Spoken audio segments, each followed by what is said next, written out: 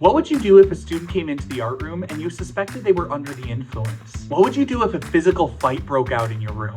In this episode, we're sharing our best behavior tips to maintain a safe art room.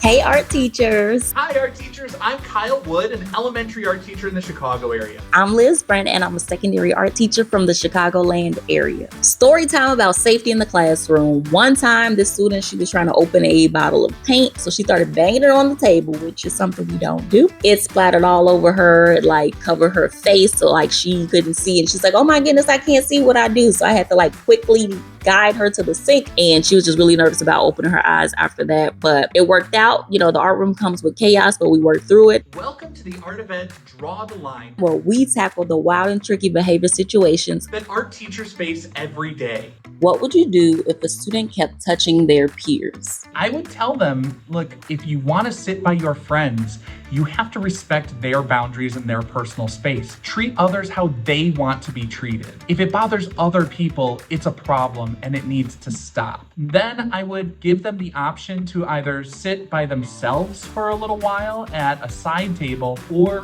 reintegrate in the classroom sitting by their friends if and only if they can keep their hands to themselves. If you spot touching from across the room and you want to call the student over without embarrassing them, a good way to do it is say, could you please come over here and help me with something? I like to keep some flexible seating on the side of the room so that those students who are just having spatial awareness issues or having trouble with personal boundaries can sit somewhere else. Discuss how your goal is to make the art room a space where everyone feels comfortable, and then share the boundaries that everyone needs to make that happen. I model this by saying that most of my boundaries are about safety, but then I shift to some unexpected needs. I share that from the time I was a child, loud noises have just really bothered me. That helps me to establish why I ask them to sometimes have a few minutes of what I call quiet, focused work time. And then I open it up for students to share their needs for working agreements to make it a comfortable and welcoming space for everyone. What would you do if a student came into the art room and you suspected they were under the influence? As normally and calmly as possible, I would just engage them in casual conversation, ask how they're doing, ask if they're okay, but don't draw any attention to them with other students and don't make any accusations. The whole time I'm talking to them, I would check for any unusual behavior and then discreetly call for an administrator or counselor to check in on them as well. Greet students at the door every day. That could potentially discourage them from being under the influence before class because they know that they have to engage with you. Take the time to familiarize yourself with your district and school's student code of conduct. Use this document to help determine appropriate behaviors, consequences, and expectations. Be sure to follow all school and district policies regarding student behavior and disciplinary action. What would you do if a student ran into or around the art room? I make them stop and try it again walking. For repeat offenders, I'll pull them aside to discuss the safety concerns, and then I'll point out that running will at best get them there 2 seconds faster, but by having to stop and have this boring conversation with me, it's added 2 minutes to their time. Explain the safety implications of running in a space where there is a hard tile floor, there are frequent spills, scissors, needle tools, and all sorts of other hazards. When you dismiss students, you might say something like, stand up, push in your stool, calmly walk to your spot in line. And of course, address the unexpected behaviors every time they come up.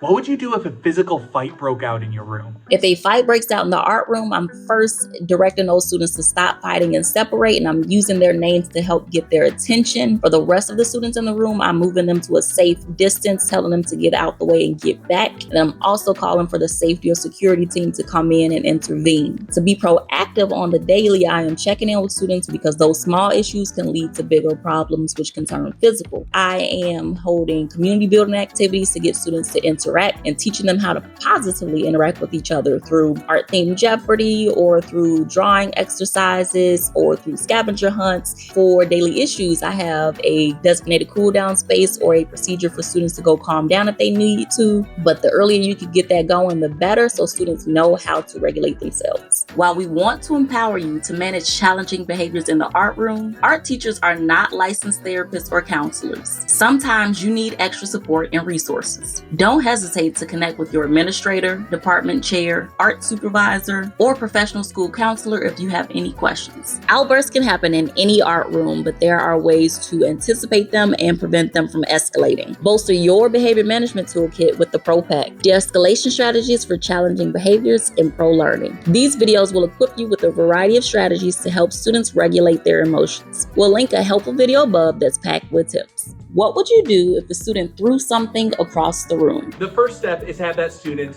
fix the damage they did, pick up whatever they threw. It's important to respond in a firm manner so it doesn't happen again. I would maintain eye contact with that student to allow them to see that I see them, and then I would approach them in a gentle manner and say, "Are you okay? Did something happen?" This will disarm them from being defensive right away because they are probably expecting to get yelled at. I would validate their feelings, but then let them know that their behavior was not appropriate, why, and what the consequence will be. So I would say something like, "Go pick up the items that you threw, and I'm glad nobody got hurt." Now, the most common scenario I see this is people throwing balls of paper towels and stuff into the garbage can. And those students I put on garbage duty. This is a natural consequence of their action and not a punishment. I never punish students. A punishment is designed to deter bad behavior by making them miserable. A natural consequence, on the other hand, is what naturally flows from their behavior. The consequence of throwing garbage in the general direction of the garbage can is garbage ends up on the floor and then we have a mess to clean up. I found that proximity is one of the best deterrents to those types of impulsive behaviors. And if you're circulating helping to clean up a few things at each table during that cleanup time, students are going to feel your presence as essentially constant during their art time. And that's going to keep them more mindful of your expectations at all times. Have brain breaks scheduled into your class time if you have a longer class period. Have early finisher activities for those who may finish early. So always keep your students engaged to reduce idle time. In the future, if it happens again, I'm going to have to make a phone call home or write a disciplinary referral or whatever it is your school policy dictates. What would you do if a student disappeared with a hall pass for too long? I would first check in with them, pull them to the side when they come in and say, "Hey, you were gone longer than expected. Are you okay?" So that shows your concern for them. Let them know you're glad they're okay, but also tell them that cannot happen again, or they can lose hall pass privileges because you're responsible for them and you want to make sure that they are safe and accounted for. Also let them know that them being out, that's holding somebody else back from using a hall pass. One way to be proactive is by using some type of maybe sign out sheet so students put the times they come in and out. Find a way for students to really hold themselves and each other accountable when it comes to being outside the space. What would you do if the student was playing with an art room tool?